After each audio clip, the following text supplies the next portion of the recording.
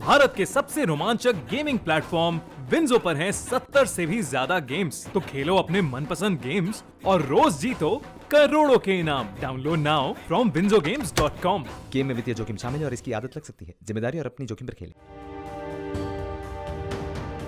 हाल के दिनों में रूस और भारत के संबंधों में काफी उतार चढ़ाव की खबरें आपने देखी होंगी।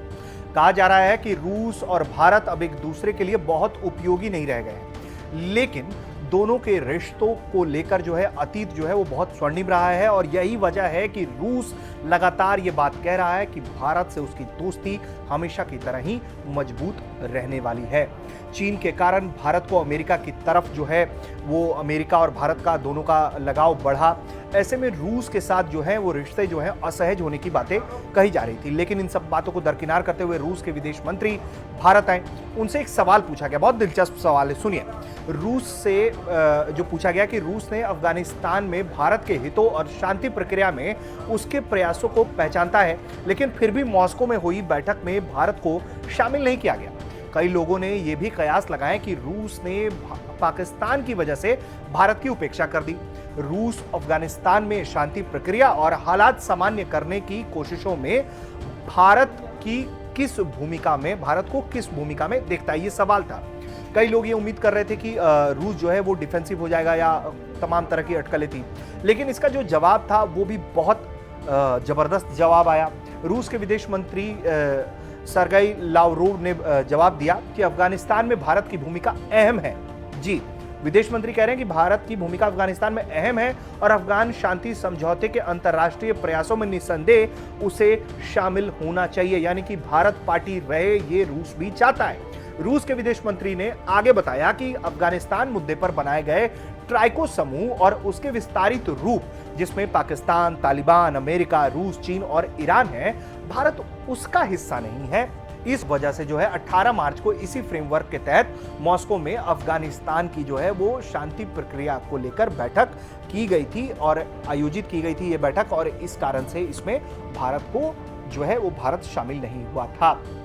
लेकिन इसके साथ ही वो कहते हैं कि भारत रूस के उस मैकेनिज्म का हिस्सा है जिसमें अफगानिस्तान के पड़ोसी देशों, क्षेत्र के अहम देश और अमेरिका को शामिल किया गया है। यानी कि रूस ये बात खुद अपनी जुबान से कह रहा है कि भारत एक अहम पार्टनर है इस पूरे शांति प्रक्रिया के अंदर। आगे क्या कहता है कि इस तरह की व्यवस्था से अफगानिस्तान में जो है वो शांति बहाल करने के रोडमैप में क्षेत्रीय रूप से व्यापक समर्थन जुटाने में मदद मिलेगी अगर भारत जो है उसकी भूमिका को बड़ी की जाएगी। रूस आगे कहता है कि जैसे जैसे अफगान शांति वार्ता है आगे बढ़ रही है, हम इसी मैकेनिज्म पर काम जारी रखने की योजना बना रहे हैं। यानी कि भारत की जो भूमिका वो रूस भी अफगानिस्तान की शांति प्रक्रिया में बड़ी करते जा रहा है। रूसी विदेश मंत्री से यह भी पूछा गया कि चीन की अपनी हालिया यात्रा के दौरान क्या आपको भारत चीन के संबंधों के बारे में चीनी नेतृत्व के साथ अपनी बातचीत में कोई नई जानकारी मिल पाई है क्या? इसको लेकर भी उन्होंने बहुत अच्छा जवाब दिया है।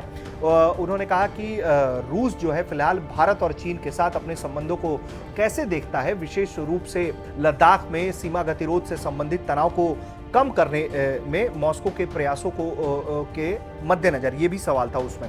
उसको लेकर रूस क्या कहता है ये सुनिए। इस सवाल के जवाब में रूसी विदेश मंत्री कहते हैं कि दोनों देशों को स्वतंत्र रूप से इसका समाधान करना चाहिए, यानी कि इस मैकेनिज्म में कोई भी तीसरे पक्ष का वो हिस्सेदारी नहीं चाहता है, जिस तरीके से भारत का भी रुख रहा है। इसमें किसी बाहरी हस्तक्षेप की जरूरत नहीं है, जो रूस लगातार कह रहा है और भारत भी कह रहा है कि वो अपने आंतरिक मसलों में किसी भी तीसरे देश का सहयोग के बिना ही वो अपने आंतरिक मामलों को निपटा सकता है। तो कुल मिलाकर जिस अफगान शांति प्रक्रिया से भारत को बाहर करने की बात कही जा रही थी, उसको लेकर भी रूसी विदेश मंत्री ने सफाई देते हुए समझाया है कि कैसे भारत की भूमिका आने वाले दिनों में बड़ी होने वाली है और इसके साथ ही जो है वो जो भारत का हस्तक्षेप जो है वो लगातार बढ़ता चला जाएगा। यानी कि एक तो ये पाकिस्तान के लिए निराशाजनक खबर है, क्योंकि पाकिस्तान जाने से पहले रूसी विदेश मंत्री इस तरह का बयान देकर गए, और दूसरा एलओसी के मामले में भी जिस तरीके से रूस ने अपना पक्ष हमेशा से रखा है, वो पाकिस्तान के लिए भी परेशान करने वाली खबर है, क्योंकि पाकिस्तान हमेशा खुद को पार्टी बनाना चाहता है भारत के साथ किसी भी दूसरे और तीसरे मुद्दे में। तो ऐसे में ये एक झटके वाली खबर है पाकिस्तान के लिए। आपको ये वीडियो कैसा लगा कमेंट करके बताइए। देखते रहिए भारत तक। नमस्कार, जय हिंद।